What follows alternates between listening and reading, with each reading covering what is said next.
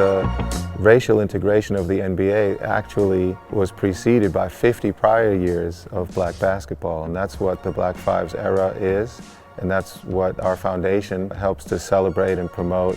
To team up with 47 and to have them embrace this history, it makes this history cool.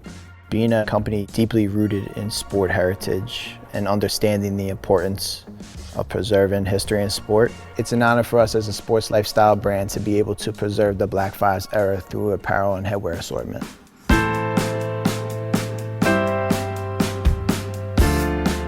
The Black Fives era started around 1904. That's when a man named Edwin Bancroft Henderson, who is known as the grandfather of black basketball, he started this era by introducing the game to African American students in the segregated school district of Washington, D.C. He had learned the game up at Harvard University in a summer program, and he brought it down and he thought this could really catch on, and he was right.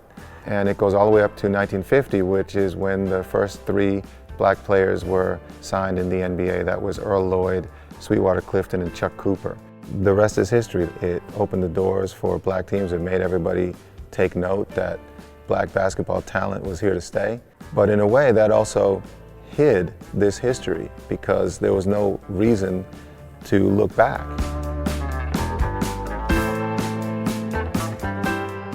We partnered with 7 boutiques from 7 cities that had Black Fives teams in them. And those boutiques took inspiration from the research material and built a collection that really showcased and gave a feel of their interpretation of the Black Fives and its relevance within their city.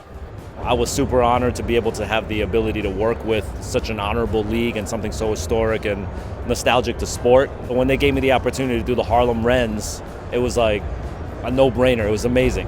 We're definitely all about sports as far as Hall of Fame is concerned, and where we take all our inspiration and what we're about as a brand. So it made perfect sense for us to jump on a project like this and get involved. I was interested in doing something that represents our hometown, Washington, D.C. It was all about tying some of the legacies from the historical perspective for the city and like the basketball culture that we have. Did a little Harlem World reference, to hip hop a little bit. New York City Big 5 basketball renaissance. That's the original R lockup from the original Wrens logo. EBH is actually a tribute to the founder of the Washington 12 Streeters. We borrowed from Public Enemy lyric, but it's basically like, just calling out the fact that these are black players that actually prove to the world that they're unbeatable.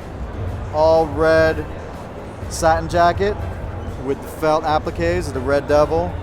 Hall of Fame with the Red Devil in the back with the felt again. Came out pretty dope. So the bucket hat's pretty cool because it's got the original Wrens logo on the side, 01 read at the side seam there, and then we did the R lockup on the top so you can see it from above. I hope we did them justice, It's a real honor to be able to work with them on this.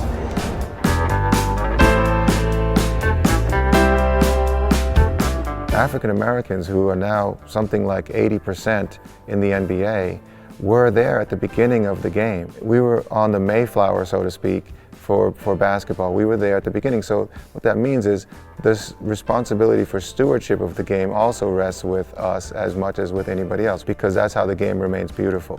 We're going to continue to celebrate that history. We're going to continue to retell these stories. History doesn't change, only what we do with it changes.